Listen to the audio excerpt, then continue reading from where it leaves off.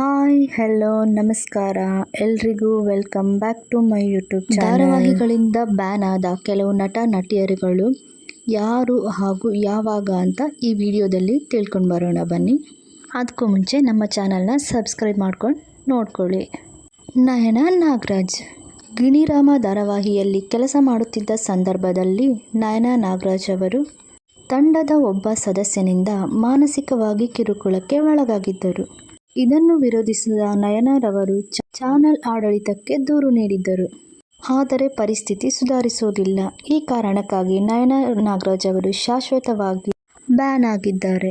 ಕನ್ನಡದ ಜನಪ್ರಿಯ ನಾಯಕ ನಟ ಚಂದನ್ ರವರು ತೆಲುಗು ಧಾರಾವಾಹಿಗಳಿಂದ ಶಾಶ್ವತವಾಗಿ ಬ್ಯಾನ್ ಆಗಿದ್ದಾರೆ. ಶ್ರೀಮತಿ ಶ್ರೀನಿವಾಸ್ ಸೆಟ್ನಲ್ಲಿ ಆದ ಘಟನೆಗಳಿಂದ ಚಂದನ್ ರವರು ತೆಲುಗು ಧಾರಾವಾಹಿಗಳಿಂದ ಶಾಶ್ವತವಾಗಿ ಬ್ಯಾನ್ ಆಗಿದ್ದಾರೆ.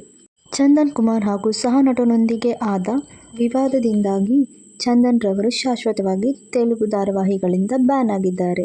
ನಟ ಅನಿರುದ್ಧ್ ರವರು ಜೊತೆ ಸೀರಿಯಲ್ನಲ್ಲಿ ಆರ್ಯವರ್ಧನ್ ಎಂಬ ಪಾತ್ರದ ಮೂಲಕ ಎಲ್ಲರ ಮನಸ್ಸು ಗೆದ್ದಿದ್ದರು. ಈ ಸಂದರ್ಭದಲ್ಲಿ ನಿರ್ದೇಶಕ ಹಾಗೂ ನಿರ್ಮಾಪಕರೊಂದಿಗೆ ನಟರ ಅನಿರುದ್ಧ್ ರವರ ಮನಸ್ತಾಪ ಉಂಟಾಯಿತು. ಈ ಸಮಯದಲ್ಲಿ ನಾಯಕ ನಟನ ಬದಲಾವಣೆ ಕೂಡ ಮಾಡಿದ್ದರು. ಇದರ ಬೆನ್ನಲ್ಲೇ ನಟ ಅನಿರುದ್ಧ್ ರವರಿಗೆ 2 ವರ್ಷಗಳ ಕಾಲದವರೆಗೆ ಧಾರಾವಾಹಿಗಳಿಂದ ಬ್ಯಾನ್ ಮಾಡಲಾಗುತ್ತಿದೆ ಎಂಬ ಸುದ್ದಿಗಳು ಕೇಳಿಬರುತ್ತಿದ್ದವು. ಆದರೆ ಇದರ ನಂತರ ಅವರೊಂದಿಗೆ ಇದ್ದ ಮನಸ್ತಾಪ ಉಂಟಾಗಿ ಬ್ಯಾನ್ ಅನ್ನು ಹಿಂಪಡೆಯಲಾಗುತ್ತಿದೆ ಎಂದು ಮಾತುಗಳು ಕೇಳಿಬಂದಿದ್ದವು.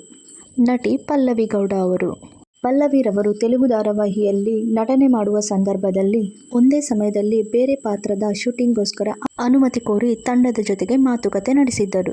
ಧಾರಾವಾಹಿ ತಂಡ ಇದನ್ನು ಒಪ್ಪಿಕೊಂಡು ಕಥೆಯ ಪ್ರಕಾರವಾಗಿ ಅದನ್ನು ಬದಲಾಯಿಸಿದ್ದರು. ಆದರೆ ಅಗ್ರಿಮೆಂಟ್ ಪ್ರಕಾರ ಇವರು ಧಾರಾವಾಹಿ ಮುಗಿಯುವವರೆಗೆ ಬೇರೆ ಧಾರಾವಾಹಿಗಳಲ್ಲಿ ಕಾಣಿಸಿಕೊಳ್ಳುವಂತಿಲ್ಲ ಎಂದು ಅಗ್ರಿಮೆಂಟ್ ಆಗಿತ್ತು.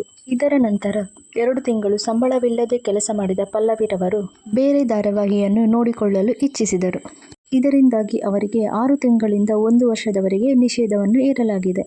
ಈ ಎಲ್ಲದರ ಕುರಿತು ನಿಮ್ಮ ಅನಿಸಿಕೆಗಳನ್ನು ಕಮೆಂಟ್ ಮಾಡಿ. ವಿಡಿಯೋ ಇಷ್ಟ ಆಗಿದ್ದರೆ ಲೈಕ್ ಮಾಡೋದನ್ನು ಮರಿಬೇಡಿ.